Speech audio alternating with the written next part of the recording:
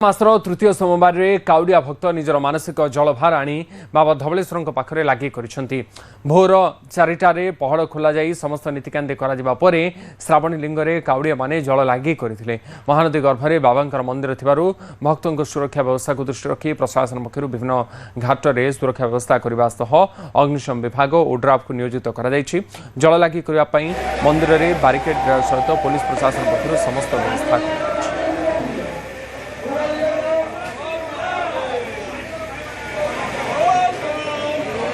श्रावण मासर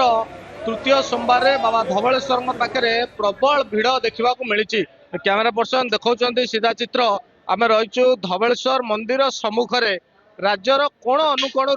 हजार हजार काउडिया आज आसी मानसिक जलभार धरी बाबा धवलेश्वर पाखे जल लगी करने ये रही धवलेश्वर पीठ सम्मुखर चित्र रही जो चित्र कि श्रद्धालु माने बाड़ा लिंगरे श्रावणी लिंगरे जो मानसिक जल ढालिबा परे बाबा धवलेश्वर को दर्शन करुचंती। तमाम चित्र कैमेरा पर्सन देखौचंती किभली भाव में श्रावण मासरे बाबा धवलेश्वर पाखे जल लागी गले कोटि जन्मर पुण्य मिलवा सहित मानसिक मध्य पूर्ण होता है ताहाकू पाथेय करी विश्वास करी आज राज्यर कोण अनुकोण श्रद्धालु मानकर सुଅ छुटी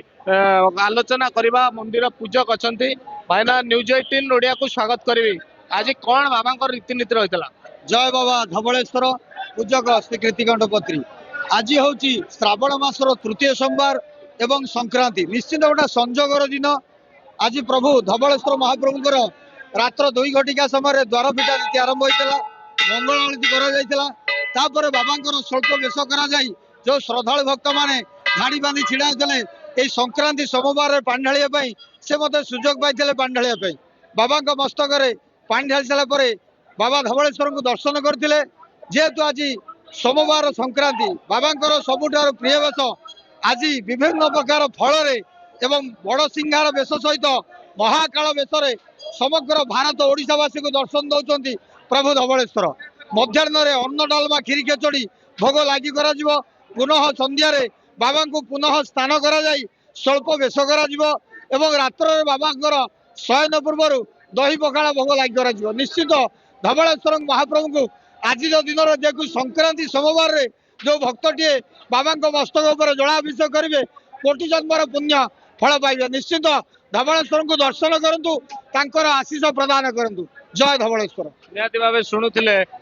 जहाँ नना सूचना दौले समस्त रीतिनीति सठिक भाव आलोचना करवा कि श्रद्धालु मैंने देखिपे लाइन रे आसुचंती बाबा धवलेश्वर को दर्शन करुचंती जड़े श्रद्धालु को मध्य आलोचना भाई कौड़ आसिल आम 14 हाँ बहुत खुशी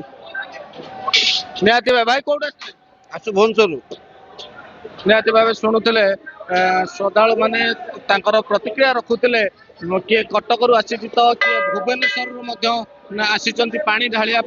आउ जड़े श्रद्धालु आलोचना करवा किभली भाव में रही मोहन कुमार कौट